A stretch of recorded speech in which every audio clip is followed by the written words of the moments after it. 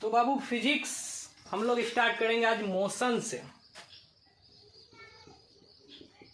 Motion Hindi में कहते हैं इसको गति। गति के साथ एक चीज और समझिए, रेस्ट यानी विराम। क्या है गति, क्या है विराम, क्या है? ध्यान से आप समझिए। अगर कोई वस्तु आपके सामने में रखी हो ना, उसमें कोई परिवर्तन हो रहा है, तो आप समझ लीजिए वो वस्तु विराम की स्थिति में है।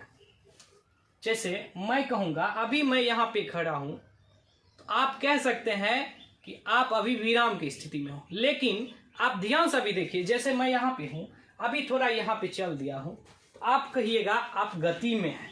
तो ये हो गया गति। अर्थात अगर किसी वस्तु में समय के साथ स्थान परिवर्तन हो, समय यानी टाइम, समय के साथ उसके पोजीशन स्थान परिवर्तन हो, तो उस वस्तु को गति में कहा जाता है। उसको गति में कहा जाता है। देखिए एक चीज, गति जो होते हैं ना, गति मोशन और विराम रेस्ट, ये एक दूसरे के रिलेटिव होते हैं। रिलेटिव होते हैं, रिलेटिव मतलब अपेक्षित होते हैं। जैसे कोई ट्रेन अगर चल रही है, ट्रेन चल रही है और एक और ट्रेन है जो वो भी उसके साथ चल रही है। अगर दो ट्रेन है जिसकी दोनों की अगर चाल एक समान हो, दोनों की चाल एक समान हो और एक ही दिशा में दूरी तय कर रही हो, तो आप ये नहीं कह सकते हो कि ये दोनों में कौन गति में, तब दोनों मोशन कर रहा है, दोनों गति में है, दोनों गति में है। तो ध्यान दीजिए, आप कभी कभी ऐसा देखे होंगे कभी कभी कि जैसे ट्रेन में बैठे हैं किसी प्लेटफॉर्म पे, एक ट्रेन में हम बैठे हैं, दूसरे ट्रेन में एक और ट्रेन साइड में लगी है। तो कभी कभी ऐसा अगर हमें नीचे का पार्ट नहीं दिखता है, वो ट्रेन खुल जाती है, तो हमें लगता है कि जो हमारी ट्रेन खुल चुकी है। ऐसा कंफ्यूजन हो जाता है, ऐसा होता है। देखिए ये दोनों एक दूसरे के रिलेटिव होते हैं।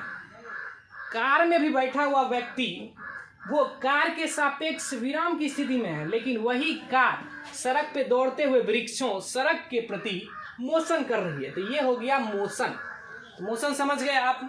मोशन क्लियर है, कोई दिक्कत नहीं। कोई भी व्यक्ति में या वस्तु में अगर समय के साथ स्थान में उसके परिवर्तन होता है, तो उसे हम लोग मोशन कहते हैं। ठीक है, रेस्ट भी समझ गए, वो विराम की स्थिति में, याद रखिए। अब हम लोग स्टार्ट करते हैं मोशन के बाद समझते हैं डिस्टेंस। डिस्टेंस दूरी, दूरी। डिस्टेंस, डिस्टेंस क्या है?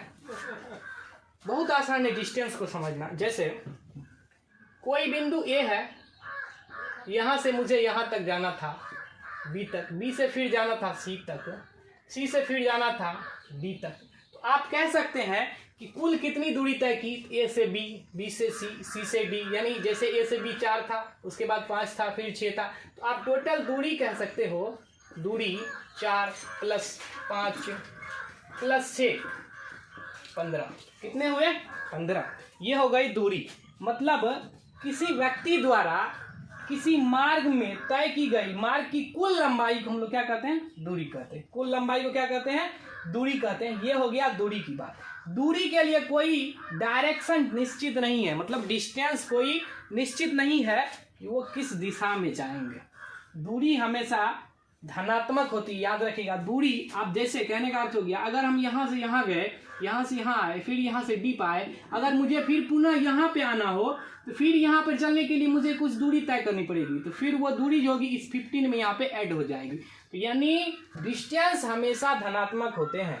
ठीक है, अब इसी का एक होता है, ठीक इसी के समरूप, थोड़ा सा इसमें डिफरेंस है, जरा ध्यान से समझिएगा। एक होता है विस्थापन। क्या होता है? विस्थापन। इसको इंग्लिश में कहते हैं डिस्प्लेसमेंट। डिस्प्लेसमेंट। चलिए विस्थापन देखिए, डिस्प्लेसमेंट क्या है? डिस्प्लेसमेंट एकदम समझिए जैसे इसको कोई रास्ता कुछ नहीं, ये कहता है जो हमको सीधे जाना, मतलब कोई रास्ता का वैल्यू नहीं देंगे हमको सीधे जाना है। जैसे अभी हम लोगों ने एक दूरी तय की, जैसे मुझे यहाँ बिंदु ए से जाना था बी पे, फिर बी से गए सी पे, ये ए बी सी, ये हो गया दूरी। कितना? ये 4 है 5। तो दूरी कहेगा निकालने के लिए दूरी, तो कहेंगे 4 + 5 बराबर 9 हो गया। लेकिन यहीं पर अगर विस्थापन की बात हो जाए तो विस्थापन कहता है नहीं, हमको इधर नहीं जाना, हमको एकदम सीधा दूरी तय करना है। कहाँ जाना है? सीधी दूरी तय करनी, यानी ए से सी। तब यहाँ पर हो जाएगी इसकी विस्थापन कितनी हो जाएगी? ये AC विस्थापन कितनी? विस्थापन हो जाएगी AC की दूरी। AC निकाल लेंगे, आप जानते हैं समकोण त्रिभुज से। अब देखिए ये हो गया विस्थापन, यानी विस्थापन मतलब क्या? किसी बिंदु के, दो बिंदुओं के प्रथम और दो बिंदुओं के बीच की सबसे न्यूनतम दूरी को हम लोग क्या कह सकते हैं? विस्थापन। दो बिंदुओं के बीच की न्यूनतम दूरी को क्या कह सकते हैं? विस्थापन। विस्थापन हो गया, ये मानता है जो हमें दूरी नहीं, हमको इतना उतना कुछ नहीं, विस्थापन सीधे, विस्थापन सीधा। विस्थापन कहता है मुझे सीधा जाना है, दूरी से कोई मतलब नहीं है। तो आप समझ सकते हैं विस्थापन हो गया दो बिंदुओं के बीच की सबसे न्यूनतम दूरी जो होगी वही होगी विस्थापन। यानी दूरी हो गया, हमको दूरी जहां भी जाना है वो जाना जा सकते हैं, लेकिन विस्थापन हमेशा सीधे चलेंगे, विस्थापन हमेशा सीधा जाएगा। जैसे ये हो गया विस्थापन। विस्थापन की बात समझ गए, लेकिन अब ध्यान से समझिए ये दूरी और विस्थापन क्या है। अब कभी कभी ऐसा होता है कि जैसे यहाँ पर ये बिंदु A है, ये बिंदु क्या है? B है। अब ध्यान दीजिए यहीं पर एक बिंदु C भी है, तो यहाँ मुझे A से B जाना था, B से फिर कहाँ जाना था? C पे जाना था, ठीक है। लेकिन ये हो गया दूरी, अगर इस रास्ते से हम लोग यहाँ से यहाँ जाएंगे तो ये हो गया दूरी, और यहाँ से अगर डायरेक्ट जाएंगे तो ये हो गया विस्थापन, ये हो गया विस्थापन। तो जरा ध्यान दीजिएगा, अगर हम, आप बताइए यहाँ से A से B गए, B से C गए, इसमें ज्यादा दूरी तय करना पड़ेगा कि A से डायरेक्ट C पर चले जाएंगे, ये दूरी ज्यादा तय करना पड़ेगा। तो इसमें क्लियर है, आप कह सकते हैं जो A से B, B से C जाएंगे तो इसमें मुझे ज्यादा दूरी तय करनी पड़ेगी, इसलिए शॉर्टकट, सबसे शॉर्टकट A से C, सीधा रास्ता, ये हो गया विस्थापन। तो यही होता है विस्थापन, यानी दूरी हमेशा बड़ा होता है, दूरी हमेशा बड़ा होता है और विस्थापन हमेशा छोटा होता है। कहने का अर्थ हो गया दूरी, अगर दूरी से हम किसी पथ को चलते हैं तो दूरी से हमें ज्यादा दूरी तय करनी पड़ेगी, अब विस्थापन से कम, तो दूरी हमेशा बड़ा होता है, दूरी हमेशा बड़ा होता है। किससे? विस्थापन से। किससे? विस्थापन से। लेकिन कभी कभी दूरी विस्थापन दोनों बराबर हो जाते हैं। कैसे? पहले आप समझिए, जैसे कोई बिंदु यहाँ पर A है, यहाँ नहीं, यहाँ समझ, कोई बिंदु यहाँ A है, यहाँ पर है B, अब मुझे A से B तक जाना है। आप कहिएगा दूरी कितना होगा और विस्थापन कितना होगा, दोनों अलग अलग बताइए। आप यहाँ पर ये देख रहे हैं जो ये सीधा रास्ता है, ये है सीधा। अब विस्थापन में भी इसको जाना पड़ेगा कब? सीधा ही, और कोई तो रास्ता है ही नहीं, दो ही रास्ते हैं यहाँ पर। एक यहाँ से A तक B गए, ये भी दूरी हो गया, ये भी क्या हो गया? विस्थापन। अब यहाँ पर आप क्या कहिएगा? यहाँ पर हम कह सकते हैं कि दूरी और विस्थापन दोनों समान है, अर्थात दूरी और विस्थापन दोनों कभी कभी समान भी हो जाते हैं। तो ये हो गया दूरी हमेशा बड़ा होता है, लेकिन कभी कभी दूरी और विस्थापन, ये जो है, ये जो दिया हुआ है, कभी कभी, इसको याद रखिएगा, ये पॉइंट को, ये है कभी कभी ये दोनों बराबर हो जाते हैं, ठीक है, कोई दिक्कत नहीं। तो ये हो गया दूरी, विस्थापन कंप्लीट है। अब हम लोग आगे समझते हैं विस्थापन के बारे में। चलिए एक बात ध्यान दीजिए, जैसे यहाँ पर एक बिंदु A है, यहाँ पर एक बिंदु B है, कोई लड़का यहाँ से बिंदु B पर गया 5 किलोमीटर, फिर वह वापस आ गया बिंदु A पर, तो जेन्युइन आप कह सकते हैं कि दूरी कितना हुआ? 5 किलोमीटर प्लस 5 किलोमीटर बराबर कितना तय किया?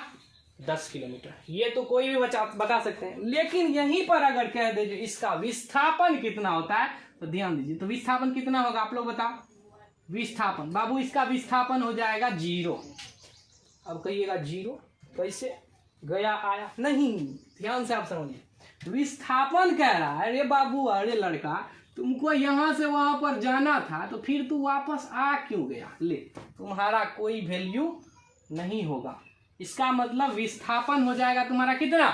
0। कंडीशन है, अर्थात कोई भी व्यक्ति पुनः उसी पथ पर अगर रिटर्न आ जाती है वही जगह, तो विस्थापन उसका शून्य होता है, विस्थापन उसका हमेशा शून्य होता है। ठीक है, क्लियर है, विस्थापन उसका शून्य होता है। उसके बाद कंडीशन है, समझिए आप समझ लीजिए, कंडीशन समझिए जो विस्थापन शून्य कब होता है। एक वो हो गया विस्थापन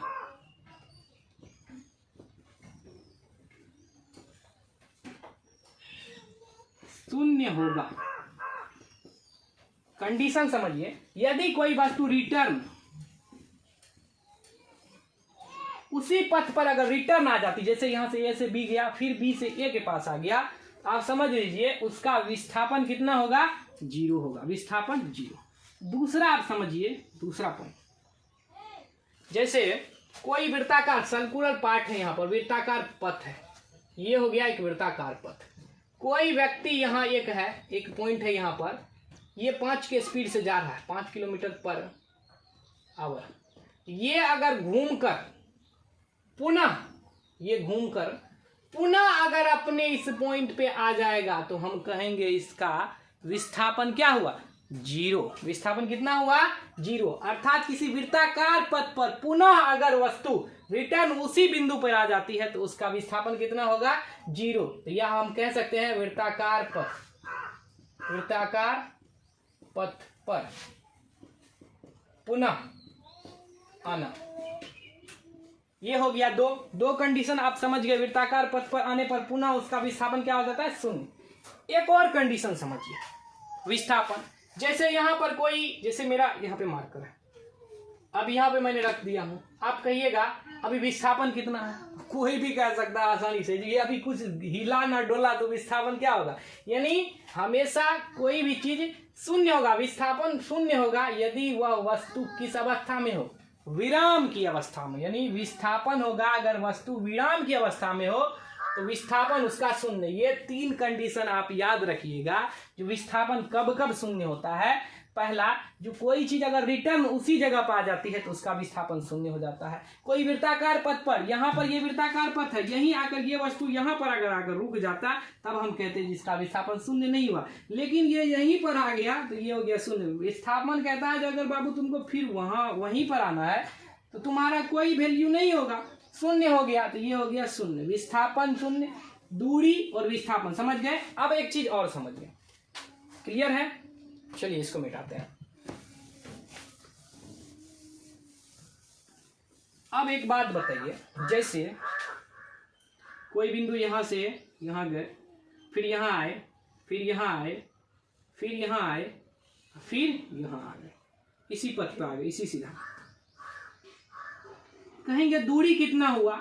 अब दूरी निकालने के लिए इसको ये दूरी और यहां से यहां तक दूरी तय करेंगे, कहेंगे बाबू इसी का विस्थापन कितना हुआ, तो विस्थापन तो सीधा आ जाएगा, मेन पॉइंट अंतिम बिंदु प्रारंभिक बिंदु, तो यहां से डायरेक्ट यहां आ जाएगी, तो ये विस्थापन हो गया। ये दिखा रहा है कि दूरी हमेशा क्या होते हैं, दूरी जो होते हैं हमेशा वो धनात्मक होते हैं, प्लस होते हैं, दूरी हमेशा क्या होते हैं, धनात्मक होते हैं। लेकिन अब यहीं पर बात अगर हम लोग करें विस्थापन की, तो विस्थापन जो होते हैं धनात्मक भी होते हैं, ऋणात्मक भी। ऋणात्मक, अब समझिए ऋणात्मक वैल्यू क्या होता है, आप कहिएगा ये भी तो इधर गया, ऋणात्मक कैसे, शून्य भी होते हैं। पहले हम लोग समझते हैं धनात्मक, तो आप समझ गए, इधर से अगर यहाँ से ये जाएंगे किसी बिंदु से धनात्मक हो गया। अब समझिए, आप समझिए, आपको हम बताते हैं कि ऋणात्मक कैसे हुआ विस्थापन।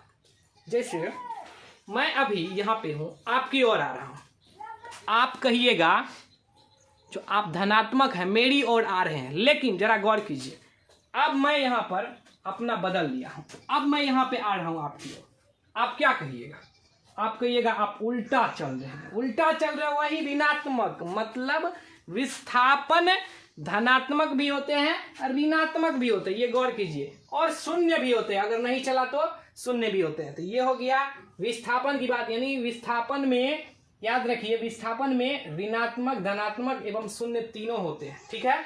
अब एक और कंडीशन आता है विस्थापन और दूरी से रिलेटेड। अब ये बताइए, दूरी के लिए कोई डायरेक्शन मायने नहीं रखता है। जैसे आप कह सकते हैं